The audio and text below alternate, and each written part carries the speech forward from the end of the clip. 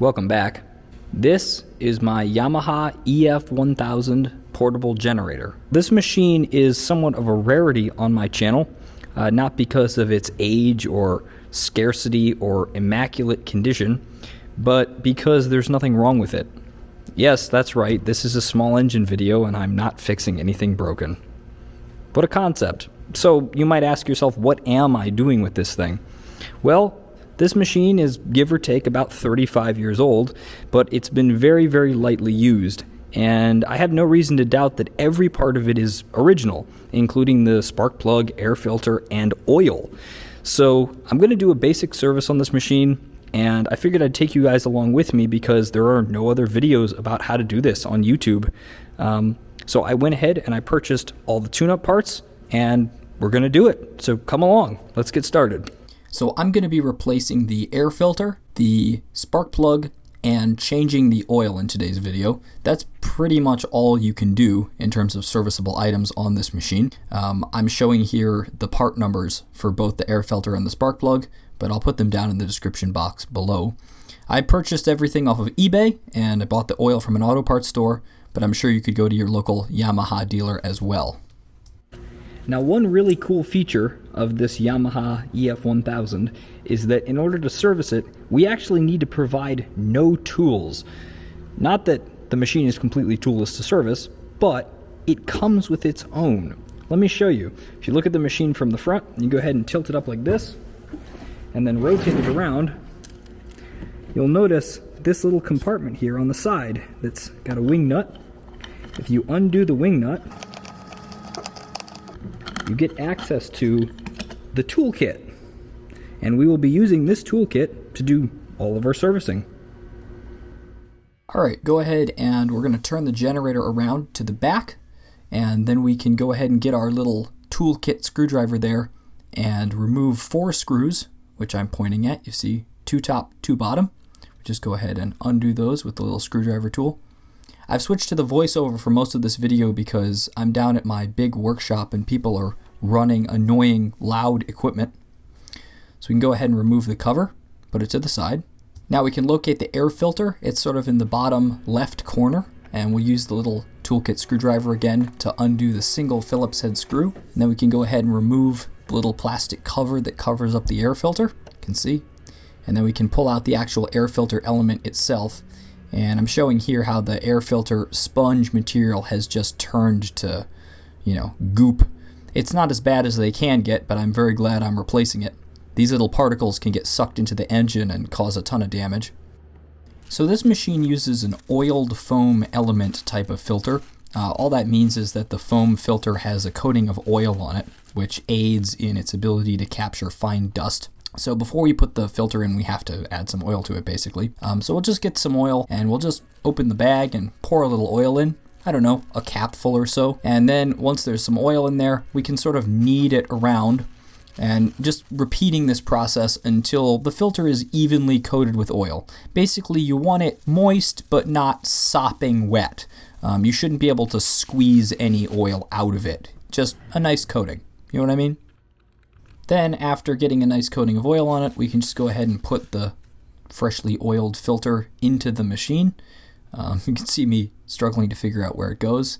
And then just kind of gently press it down into the housing. We don't want it to get pinched when we go ahead and put the cover on. So go ahead and get the cover, put it in, and then we'll use the little tool again just to tighten up the single screw. Pretty self-explanatory.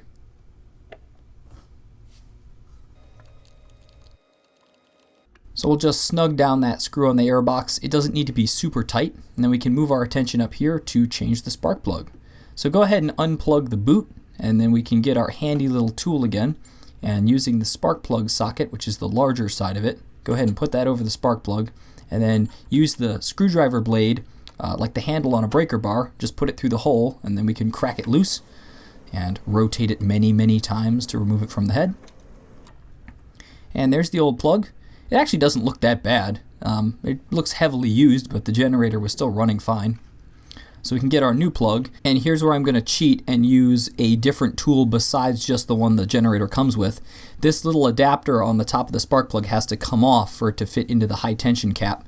So I'm going to use the pliers on my Leatherman tool to just unscrew that a little bit because it was a little tight. I couldn't get it by hand.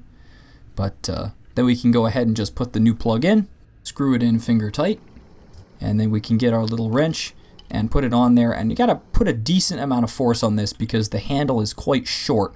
But we want to really snug it down to crush the crush washer on the new spark plug. We don't want it to leak exhaust gas while it's running or loosen up. Then we can go ahead and put the high tension lead back on. And we're done changing the spark plug. So now we'll just go ahead and put the back cover on real quick. Just put those 4 screws we took out earlier back in. Pretty straightforward. And we can move on to changing the oil.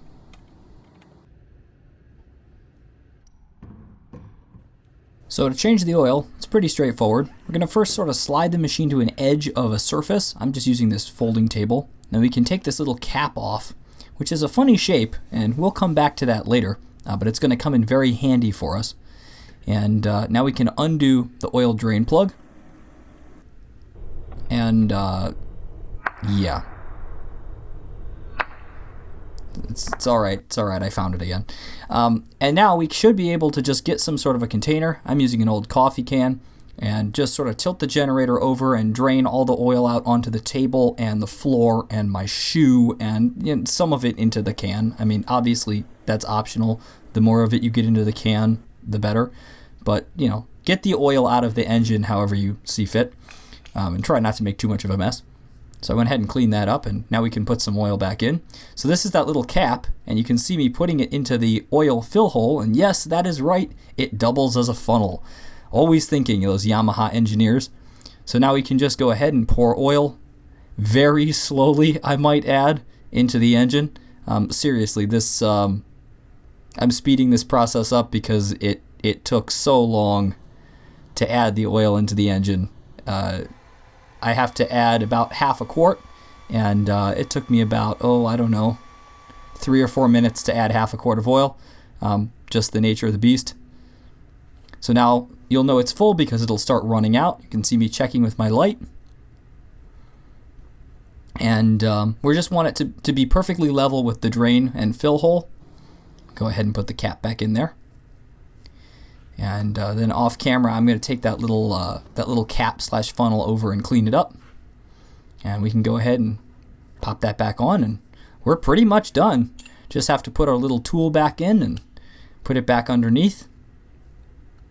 Isn't that awesome that they give you that little tool with the machine? I don't know why, but that just absolutely tickles me. It's such a great idea. I wish all small engines and portable power equipment came with a little toolkit for servicing the machine.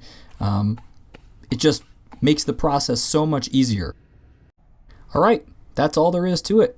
This is a super easy job to do. It only took me about an hour including filming it. Hopefully this helps you out if you have one of these generators. So until next time, thanks for watching, and I'll see you later.